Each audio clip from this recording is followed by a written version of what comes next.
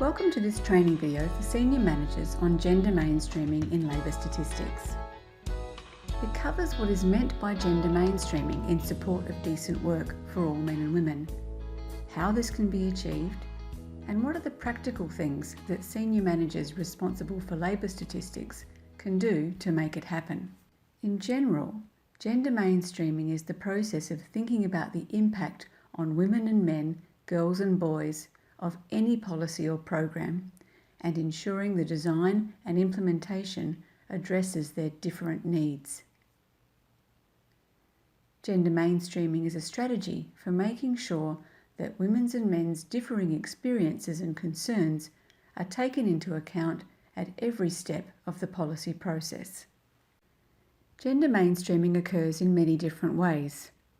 It involves establishing gender-related goals as part of the National Development Plan. In the context of the Decent Work Agenda, gender mainstreaming aims to achieve gender equality and the elimination of discrimination in the world of work. Gender mainstreaming also involves raising awareness of government officials so that they understand the gender-related issues in the world of work and the equality goals to be achieved. In the realm of labour statistics, gender mainstreaming includes the measurement and monitoring of decent work through the Decent Work Measurement Framework, comprising both statistical and legal framework indicators.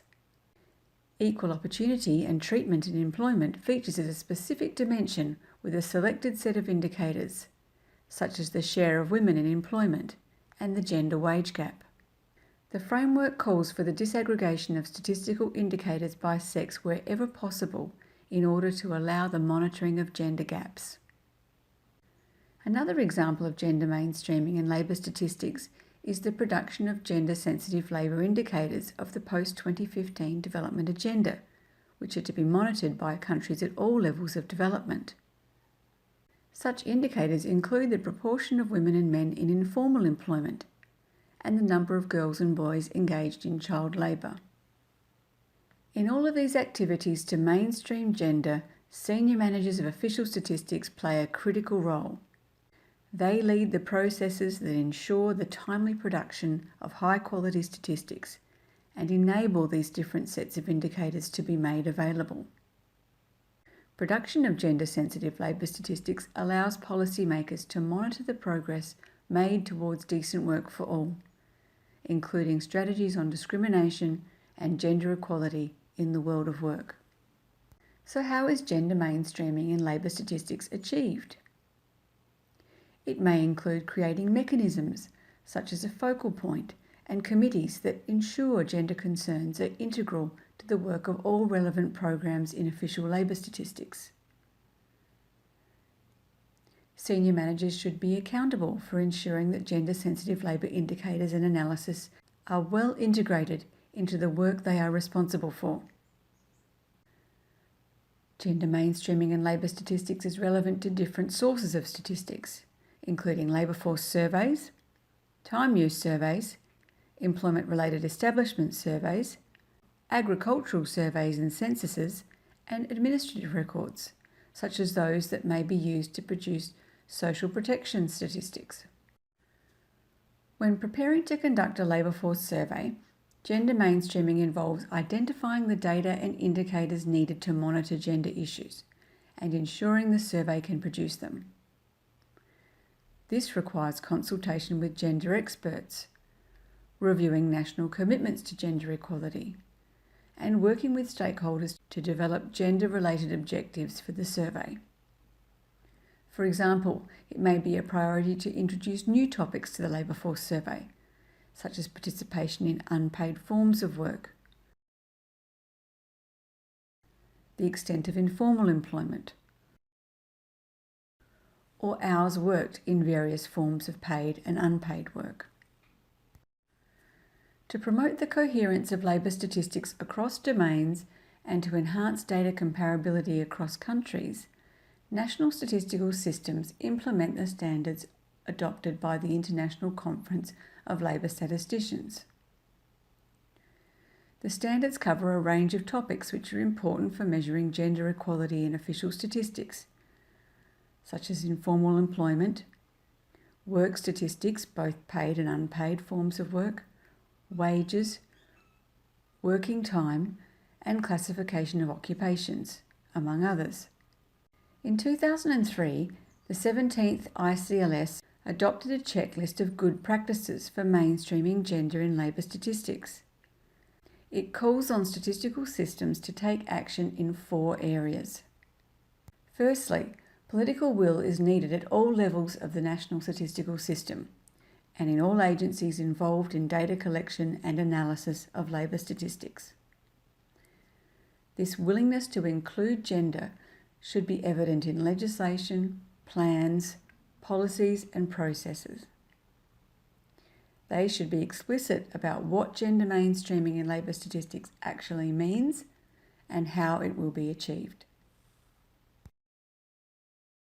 For example, in 2000, the European Parliament adopted a resolution on women in decision-making jobs that called for action to increase their participation. Part of that resolution was to maintain a full set of regularly updated statistics on women's and men's share of jobs involving high-level decision-making. Since that resolution was adopted, statistics on women in decision-making have been regularly produced and disseminated. They show an increase in women's participation in several areas. In 2015, women make up 37% of members of the European Parliament, up from 27% in 1999.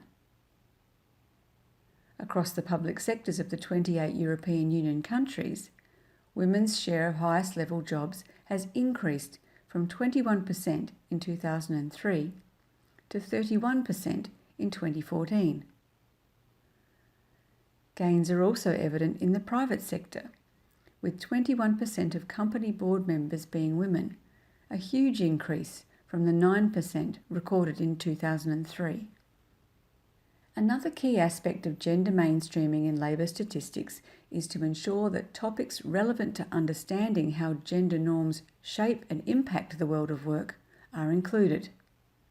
Topics include, as per the previous example, women in decision making, but also things such as employment in the informal economy, time spent on unpaid household work, how employment for women and men differs by occupation and industry and how this is changing over time, and gender-related gaps in occupational health and safety, employment-related income, working time, social security, and the care economy.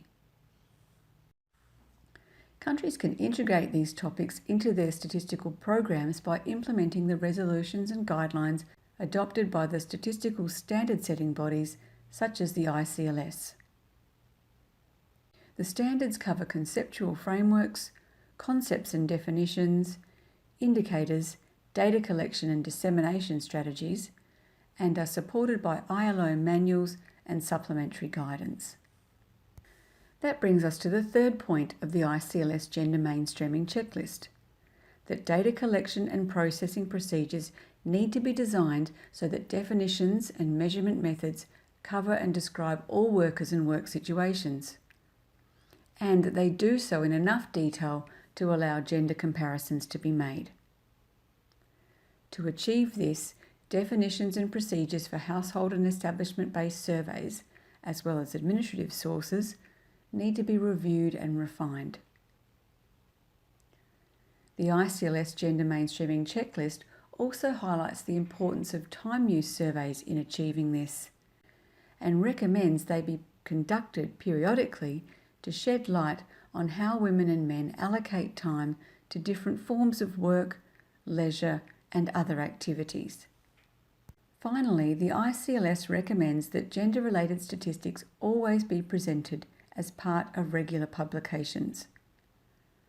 All statistical products should include sex disaggregated data wherever appropriate and highlight gaps and similarities between men and women. Let's take this example from Statistics New Zealand. Their quarterly release of labour market statistics provides aggregate figures, but gender gaps and issues, such as the high involvement of women in part-time work, are highlighted in the commentary. Also, the detailed tables that accompany the release provide a lot of sex disaggregated data that are important for gender analysis. This training video has provided a brief overview of what senior managers involved in the production of labour statistics need to know as a starting point to mainstream gender in their work. It is part of a set of training materials that include videos on related topics, such as gender mainstreaming for data analysts. For more information and to access the materials, visit the ILO website at www.ilo.org/stat.